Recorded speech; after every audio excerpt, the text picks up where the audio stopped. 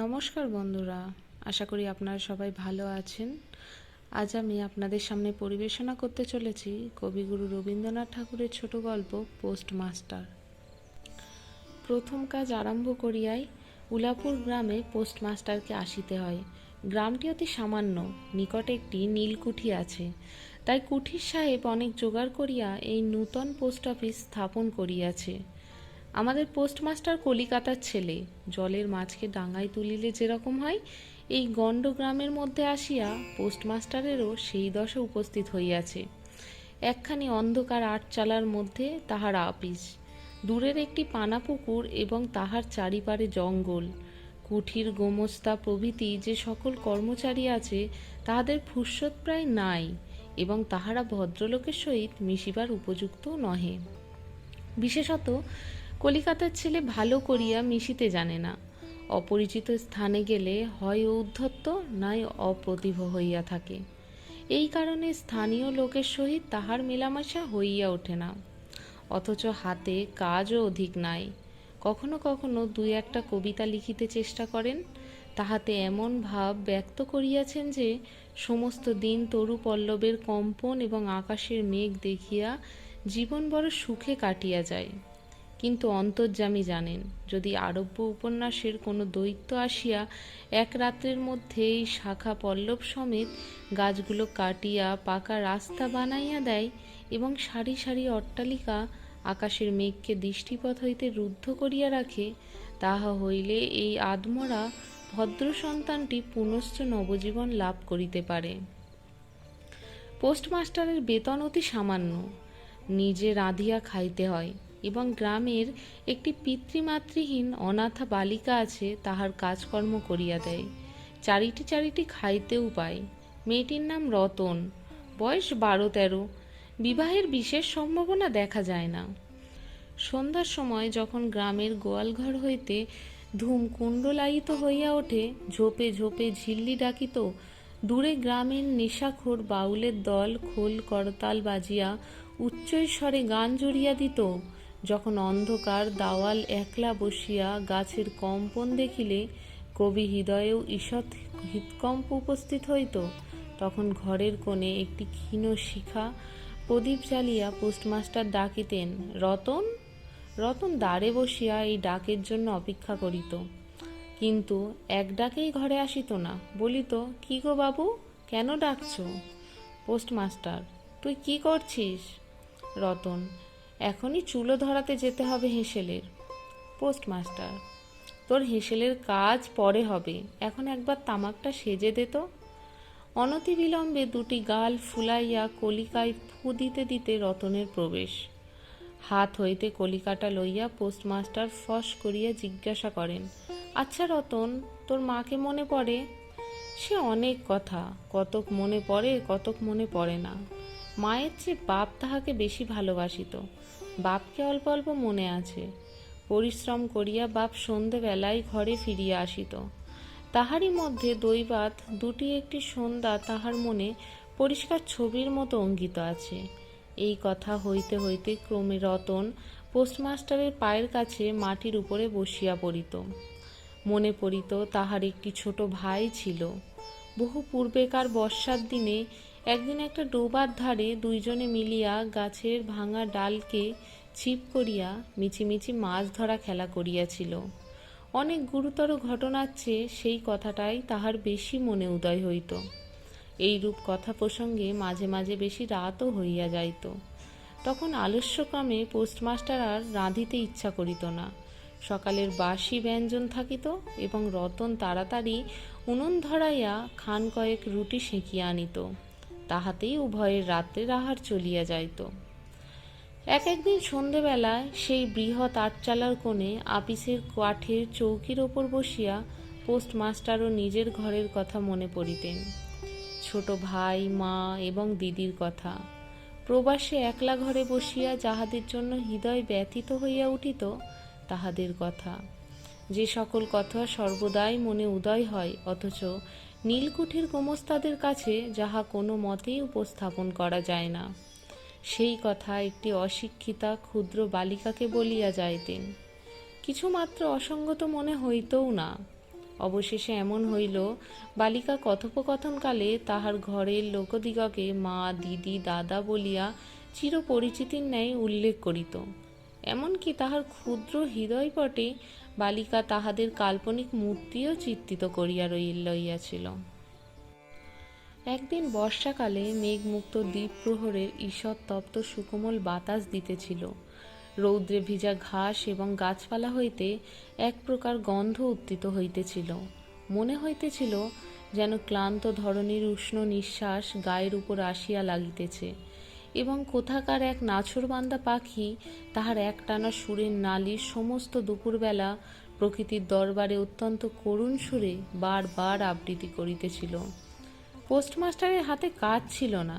সেদিনকার বৃষ্টিধৌত মসৃণ চিক্কণ তরুপল্লবের হিল্লোল এবং পরাভূত বর্ষার ভগ্নবিশিষ্ট রৌদ্র শুভ্র স্তূপাকার মেঘাস্তর বাস্তবিকই দেখবারই বিষয় ছিল।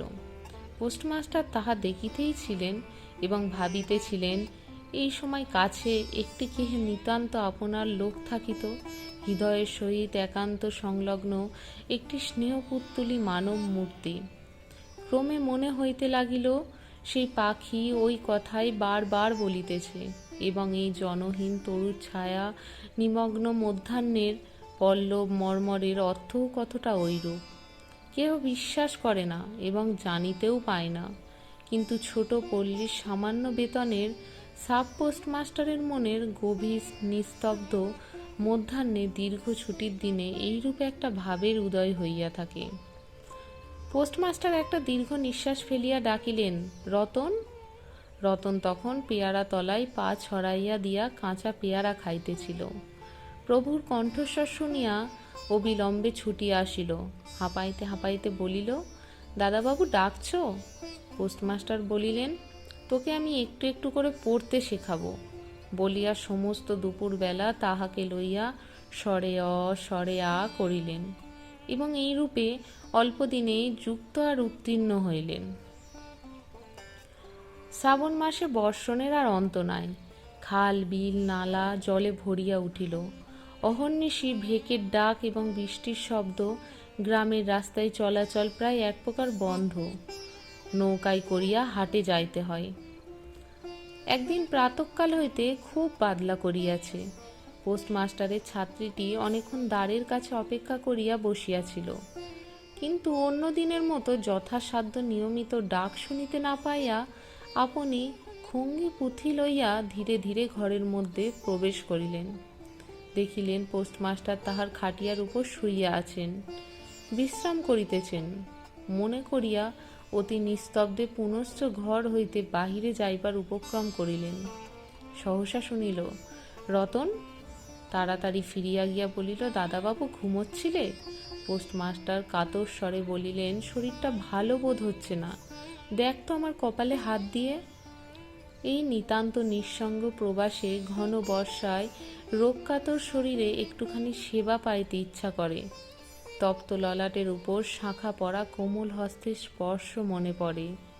এই ঘোর প্রবাসে রোগ যন্ত্রণায় স্নেহময়ী নারী রূপে জননী ও দিদি পাশে বসিয়া আছেন, এই কথা মনে করিতে ইচ্ছা করে, এবং এই স্থলে প্রবাসীর মনের অভিলাষ ব্যর্থও হইল না। বালিকা রতন আর বালিকা রহিল না। সেই মুহূর্তেই সে জননীর পদ অধিকার করিয়া বসিল। বৈদ্য ডাকিয়া আনিল, যথা সময়ে বটিকা খাওয়াইল। সারা রাত্রি শিয়রে জাগিয়া রহিল, আপন পথ্য রাঁধিয়া দিল, এবং শতবার করিয়া জিজ্ঞেস করিল, হাগো দাদাবাবু, একটুখানি ভালো বোধ হচ্ছে কি? বহুদিন পর পোস্টমাস্টার ক্ষীণ শরীরে রোগশয্যা ত্যাগ করিয়া উঠিলেন। মনে স্থির করিলেন, আর নয়, এখান হইতে কোনো মতে বদলি হইতেই হইবে। স্থানীয় অস্বাস্থ্যের উল্লেখ করিয়া তৎক্ষণাৎ কলিকাতায় কর্তৃপদের নিকট বদলি হইবার জন্য দরখাস্ত করিলেন। রোগ সেবা হইতে নিষ্কৃতি পাইয়া রতন দ্বারের বাহিরে আবার তাহার স্বস্থান অধিকার করিল, কিন্তু পূর্ববৎ তাহার আর ডাক পড়ে না।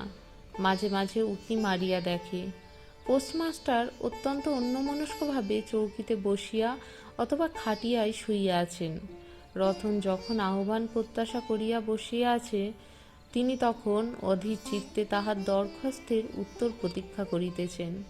বালিকা দ্বারের বাহিরে বসিয়া সহস্রবার করিয়া তাহার পুরনো পড়া পড়িল, পাছে সেদিন সহসা ডাক পড়িবে, সেদিন তাহার যুক্ত আর সমস্ত গোলমাল হইয়া যায়, এই তাহার একটি আশঙ্কা ছিল। অবশেষে সপ্তাহখানেক পরে একদিন সন্ধেবেলায় ডাক পড়িল। উদ্বেলিত হৃদয়ে রতন গৃহের মধ্যে প্রবেশ করিয়া বলিল, দাদাবাবু, আমাকে ডাকছিলেন? পোস্টমাস্টার বলিলেন, রতন, কালই আমি যাচ্ছি। রতন, কোথায় যাচ্ছ দাদাবাবু? পোস্টমাস্টার, বাড়ি যাচ্ছি। রতন, আবার কবে আসবে? পোস্টমাস্টার, আর আসবো না। রতন আর কোনো কথা জিজ্ঞাসা না করিয়া পোস্টমাস্টার আপনিই তাহাকে বলিলেন, তিনি বদলির জন্য দরখাস্ত করিয়াছিলেন, দরখাস্ত নামঞ্জুর হইয়াছে, তাই তিনি কাজে জবাব দিয়া বাড়ি যাইতেছেন। অনেকক্ষণ আর কেহ কোনো কথা কহিল না। মিটমিট করিয়া প্রদীপ জ্বলিতে লাগিল এবং এক স্থানে ঘরের জীর্ণ চাল ভেদ করিয়া একটি মাটির সরার উপর টপ টপ করিয়া বৃষ্টির জল পড়িতে লাগিল। কিছুক্ষণ পরে রতন আস্তে আস্তে উঠিয়া রান্নাঘরে রুটি গড়িতে গেল। অন্য দিনের মতো তেমন চটপট হইল না। বোধ করি মধ্যে মধ্যে মাথায় অনেক অনেক ভাবনাও উদয় হইয়াছিল। পোস্টমাস্টারের আহার সমাপ্ত হইলে পর বালিকা তাহাকে জিজ্ঞেস করিল, দাদাবাবু, আমাকে তোমাদের বাড়ি নিয়ে যাবে? পোস্টমাস্টার হাসিয়া কহিলেন, সে কি করে হবে? ব্যাপারটা যে কি কি কারণে অসম্ভব তাহা বালিকাকে বুঝানো আবশ্যক বোধ করিলেন না। সমস্ত রাত্রির স্বপ্নে এবং জাগরণে বালিকার কানে পোস্টমাস্টারের হাস্যধ্বনির এবং কণ্ঠস্বর বাজিতে লাগিল। সে কি করে হবে? ভোরে উঠিয়া পোস্টমাস্টার দেখিলেন তাহার স্নানের জল ঠিক আছে। কলিকাতার অভ্যাস অনুসারে তিনি তোলা জলে স্নান করিতেন। কখন তিনি যাত্রা করিবেন সে কথা বালিকা কি কারণে জিজ্ঞেস করিতে পারে নাই, পাছে প্রাতকালে আবশ্যক হয় এই কারণে রতন তত রাত্রে নদী হইতে তাহার স্নানের জল তুলিয়া আনিয়াছিল। স্নান সমাপন হইলে রতনের ডাক পড়িল। রতন নিঃশব্দে গৃহে প্রবেশ করিল এবং আদেশ প্রতীক্ষায় একবার নীরবে প্রভুর মুখের দিকে চাইল। প্রভু কহিলেন, রতন, আমার জায়গায় যে লোকটি আসবেন তাকে বলে দিয়ে যাব, তিনি তোকে আমারই মতো যেন যত্ন করেন। আমি যাচ্ছি বলে তোকে কিচ্ছু ভাবতে হবে না।